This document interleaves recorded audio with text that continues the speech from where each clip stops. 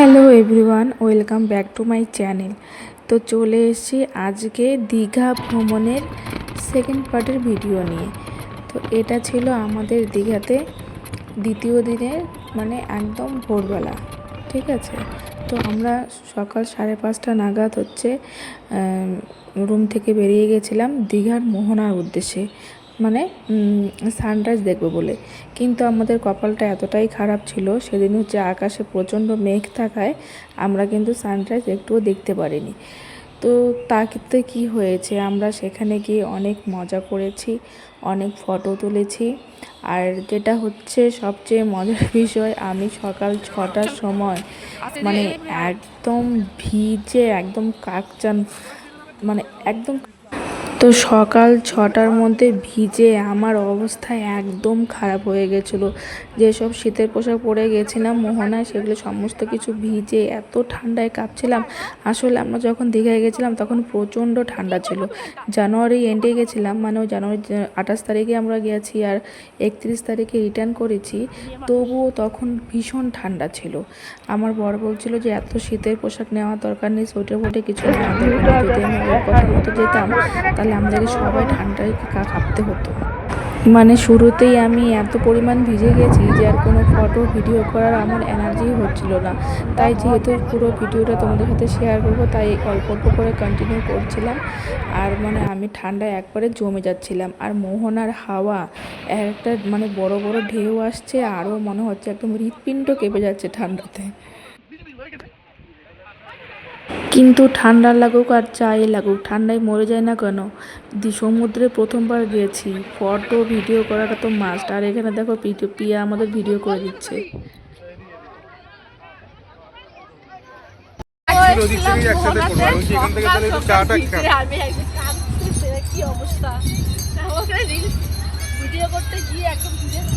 জায়গাটা সম্পর্কে আমাকে কিছু জিজ্ঞেস করো। কি জিজ্ঞেস করবো? যে জায়গাটা সম্পর্কে কেমন, এই জায়গাটা সম্পর্কে একটু কিছু বলো আমাদের। এই জায়গাটা তো আস্তে আস্তে বলো। এই জায়গাটা তো আমরা এসেছি, হ্যাঁ এটা তো আমাদের স্বল্প খরচে আমরা কলকাতা থেকে এসেছি, হ্যাঁ ঘুরলাম, ভালো লাগলো। এক কথায় বলতে গেলে দামে কম, ভালো। কাকলি ফার্নিচার।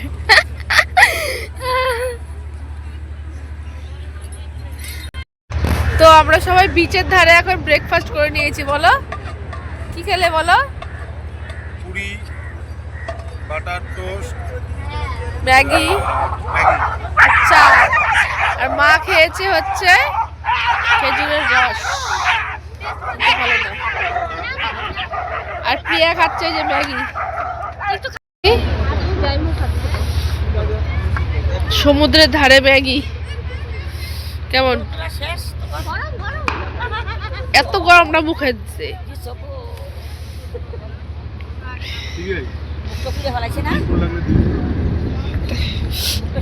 আমাদের ভিতরটাই পুড়ে গেছে। তো আমরা সবাই মিলে মোহনার ধারে ব্রেকফাস্ট করে নিয়েছি। এখন যাচ্ছি ওইখানে, যাব জেলেরা মাছ ধরছে সেটা দেখার জন্য, কিছু মাছ পাওয়া যায় কিনা। হ্যাঁ, রিয়া কি খাবো? টাটেরা। ওকে, রিয়া খাবে টাটেরা, কাঁকড়া। আর সেন্ড্রি সব জেলেরা মাছ ধরছে।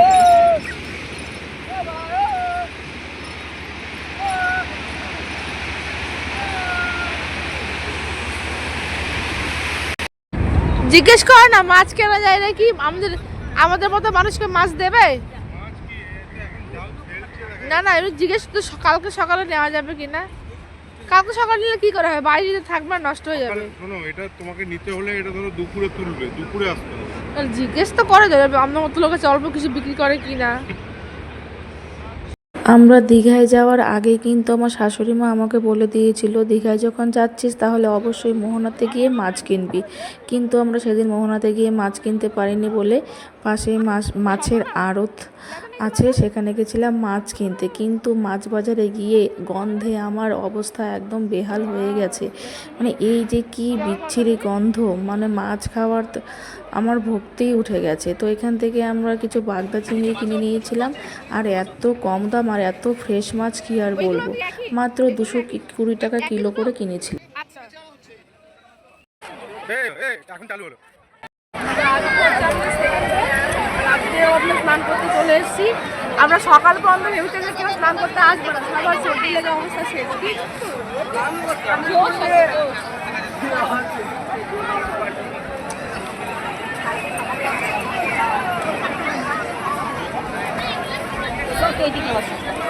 ছবিটা তোলাবেন নাকি? না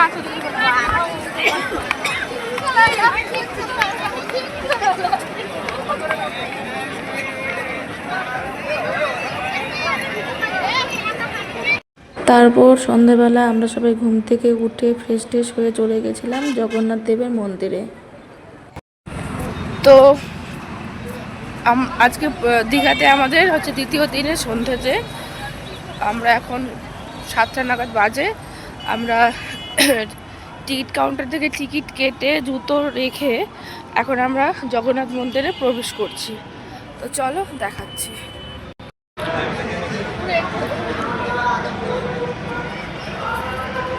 এই হচ্ছে গেট।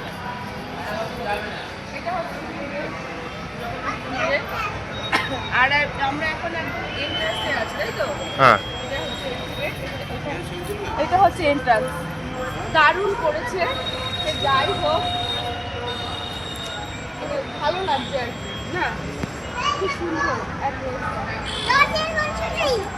আরে আসার সময় তুলে নেবো তখন, আগে দেখে নেবে। অলরেডি আমরা লেট, এখন 7:10 15 নাগাদ বেজে গেছে। আর আমাদের টিম হচ্ছে এখানে টিম আছে। এই যে এখান থেকে মন্দিরটা এরকম দেখা যাচ্ছে পুরো। দারুণ লাগছে জাস্ট। এখান থেকে একটা ফটো তুলে নাও। এখন আবার দেখি মার ফটো ভিডিও করার ভীষণ শখ। সমুদ্রে গিয়েই কালকেও বলছিল, আজকেও বলছিল আমার একটু দে না, একটু জলে ভেজে একটা ফটো তুলে দে, তাই বলে আজকে ফটো তুলছিল।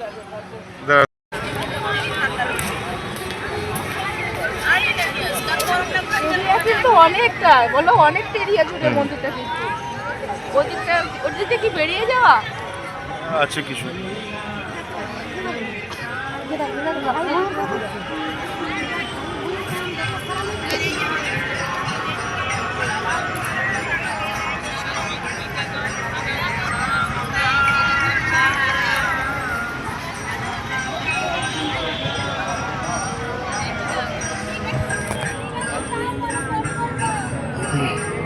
বলছি শুনে নেবো তো রাতে কি খাওয়ার ব্যবস্থা আছে?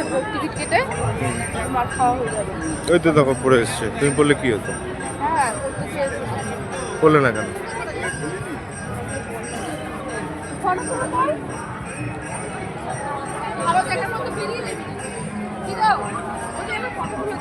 হ্যাঁ দাও। দীঘায় যাওয়ার পর জানতে পারলাম যে মায়ের কিন্তু ফটো তুলতে ভালোই লাগে। সমুদ্রও বলছিল আর এখানে মন্দিরও বলছিল আমাকে কিছু ভালো ভালো ফটো তুলে দে।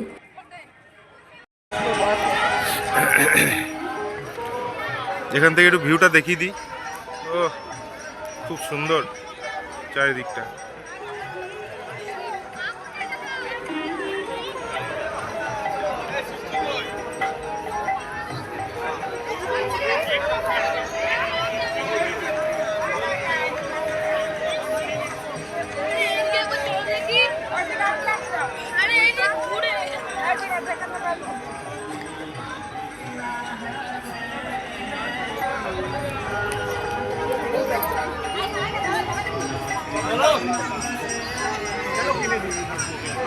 কথা বলছি